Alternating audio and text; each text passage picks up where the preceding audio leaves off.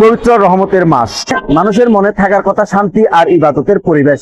ঠিক তখনই পটিয়া জুড়ে দেখা দিয়েছে চরম ভোগান্তি।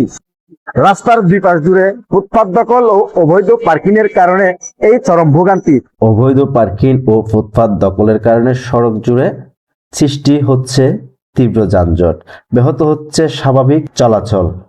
থানামুর হয়ে পুরো বাজার কেন্দ্রিক আজকে যে সমস্ত মানুষের যানজট দেখা যাচ্ছে, এগুলোর জন্য প্রশাসনের পক্ষ থেকে আমি জানি না কোনো ব্যবস্থা আছে কিনা, থাকলে হয়তো বা এই ধরনের ভোগান্তি মানুষের হইতো না। ডাক বাংলা থেকে কেউ যদি সবুর হয়ে এখানে আসতে মিনিমাম সময় লাগতেছে 1 ঘন্টা। জিনিসটা হওয়ার মূল কারণ হচ্ছে রাস্তার মধ্যে ফুটপাত দখল করে কিছু ভ্রাম্যমাণ দোকান আছে এগুলা, এবং পার্কিং এর কোনো সুব্যবস্থা নাই। যার মতো করে এখানে গাড়ি ঘোড়া রেখে যার কাজ সারতেছে, কিন্তু সাধারণ মানুষের কষ্ট হচ্ছে। সদরের গুরুত্বপূর্ণ সড়কে বাজার জুড়ে দেখা গিয়েছে সড়কের এক অংশ জুড়ে রাখা হয়েছে ব্যক্তিগত গাড়ি, সিএনজি, পণ্যবাহী যানবাহন। অন্যদিকে ফুটপাত দখল করে বসানো হয়েছে অস্থায়ী দোকান। বারবার এই বিষয়ে প্রশাসনের হস্তক্ষেপ কামনা করলেও এখনো পর্যন্ত কোনো পদক্ষেপ না নেওয়ার অভিযোগ ব্যবসায়ী সমিতির এক নেতার। এবং ওসি সাহেবের সাথে আমাদের সাথে ভিডিও করেছিল।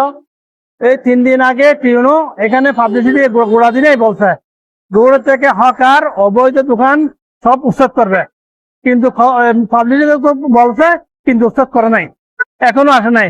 এখানে থাকে সবসময় সকাল থেকে ইফতার পর্যন্ত জমজমাট জাম, কেউ কোনো কিছু করে না, সম্পূর্ণ রোডের পক্ষে অবৈধ দোকান। এই বিষয়ে এমপির হাত থেকে এই শহরের রাস্তার মধ্যে এই অবৈধ দোকান এবং গাড়ি পার্কিং এর জায়গাগুলো উচ্ছেদ করার জন্য আমরা সব সময় সহযোগিতা থাকবো। এইটাই আমরা চাচ্ছি আনাম থেকে, যাতে এখানে কোনো অবৈধ দোকান না বসার মতো।